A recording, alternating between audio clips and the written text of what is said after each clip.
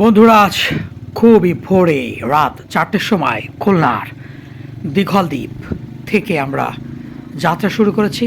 রাত 4টের সময় উঠে আমরা গোসল করে খাওয়া দাওয়া করে মানে একটা ডিম ভাজি করে একটা চা তৈরি করে খেয়েই 4:30 রওনা দিয়ে জনির বাসায় পৌঁছেছিলাম। সেখান থেকে জনিকে নিয়ে 5টার মধ্যে আমরা নগরঘাট ফেরি পার হয়ে আমরা রওনা করেছি একেবারেই খুলনা সিটির ভিতর দিয়ে দাকোপ, প্রথমে বটিয়াঘাটা, তারপর দাকোপ চলে যাব আমরা।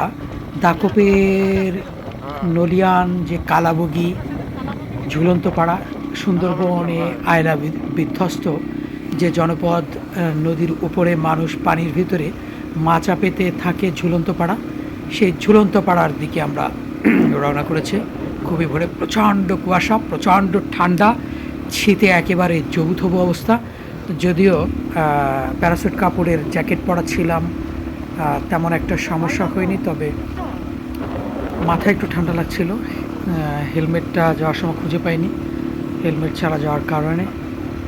তো দেখছেন যে রাস্তার দুই পাশে আমরা এখন দাকোপের ভিতরে রয়েছি।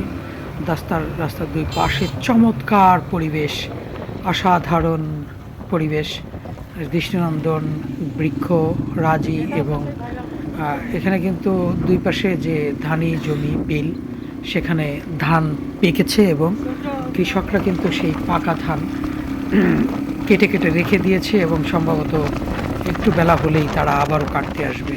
এই যে কিছু কিছু জায়গা তো ধান কেটে নিয়েও গেছে। এই যে ধান দেখছেন, ধান কেটে কেটে রাখা হয়েছে। এমনই চমৎকার একটি পরিবেশ দিয়ে যদি আপনি ভোরবেলায় যান, পাখিদের কলরবে আপনার পরাণটা একেবারেই ছুঁয়ে যাবে।